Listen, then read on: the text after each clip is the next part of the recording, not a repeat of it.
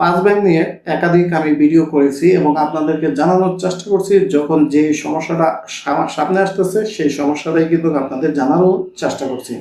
তো আজকে আপনাদেরকে কথা বলবো যে পাঁচ ব্যাংকের বর্তমান অবস্থা কি, বর্তমান পরিস্থিতি কি, সেখানে আপনার বিনিয়োগ করা উচিত হবে কিনা, এই বিষয়টা পুরোপুরি আপনি ক্লিয়ার হতে পারবেন।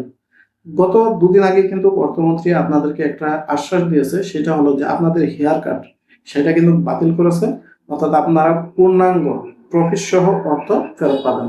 সেটা কিন্তু এখন পাচ্ছেন না, তারা আবার যখন পরবর্তীতে সিদ্ধান্ত দিবে সেই পর্যন্ত আপনাদেরকে অপেক্ষা করতে হবে, তারপর কিন্তু আপনি সেই অর্থগুলো ফেরত পাবেন।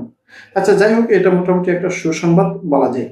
তো বর্তমান পরিস্থিতি কি সেটা কিন্তু আপনার জানা অত্যন্ত গুরুত্বপূর্ণ। তো দেখেন, আমি কিন্তু প্রতিনিয়ত এই জিনিসগুলো আপনাদেরকে জানানোর চেষ্টা করি।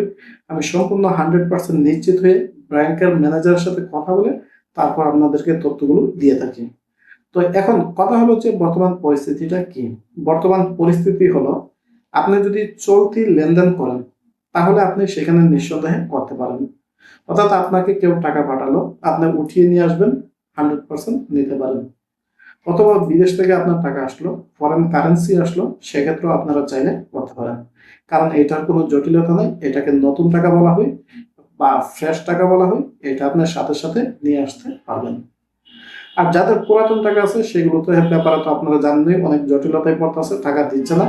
তো নতুন টাকার ক্ষেত্রে বা ফ্রেশ টাকার ক্ষেত্রে এখানে কোনো লিমিট নেই, আপনি যত ইচ্ছা এত লেনদেন করতে পারবেন। তো এখন আরেকটা প্রশ্ন আসে, সেটা হলো যে বিনিয়োগ করার ক্ষেত্রে যে অনেকেই চাচ্ছেন যে এফডিআর করতে, অনেকেই চাচ্ছেন ডিপিএস করতে, অনেকেই চাচ্ছেন যে সেভিং এ লং টাইম টাকা রাখার জন্য। সেক্ষেত্রে আমি আপনাদেরকে বলবো যে আরো ভেবেচিন্তে দেখে তারপর আপনাদের এই বিনিয়োগ করা উচিত।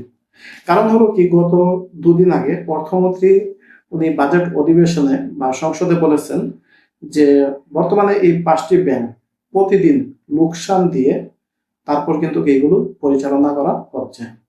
অর্থাৎ এই 5টি ব্যাংক বর্তমানে প্রফিট করতে পারতেছে না, তাদের ঘাটতি মিটিয়ে তারপর এইগুলোকে কোনো রকম টিকিয়ে রাখা হয়েছে।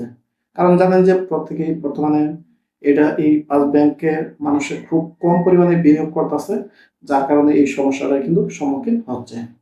তো দেখেন, যেখানে আপনার 5টি ব্যাংক ঘাটতি দিয়ে বর্তমানে বা ঘাটতি বাজেট নিয়ে চলতেছে, সেখানে কিন্তু বিনিয়োগ করা কতটুকু ভালো হবে সেটা কিন্তু আমার চেয়ে আপনারাই বেশি বুঝেন। তো যদি এরকম যে আপনার যদি কারেন্ট অ্যাকাউন্টের মতো চলতি হিসাবের মতো আপনি স্প্লিট মানি নিতে চাচ্ছেন, অর্থাৎ সাথে সাথে লেনদেন করতে চাচ্ছেন, তাহলে করতে পারেন, সেক্ষেত্রে সমস্যা নেই। তবে বিনিয়োগ করার ক্ষেত্রে, ডিপিএস করার ক্ষেত্রে, এফডিআর করার ক্ষেত্রে একটু ভেবে চিন্তে করবেন বলে মনে হয়।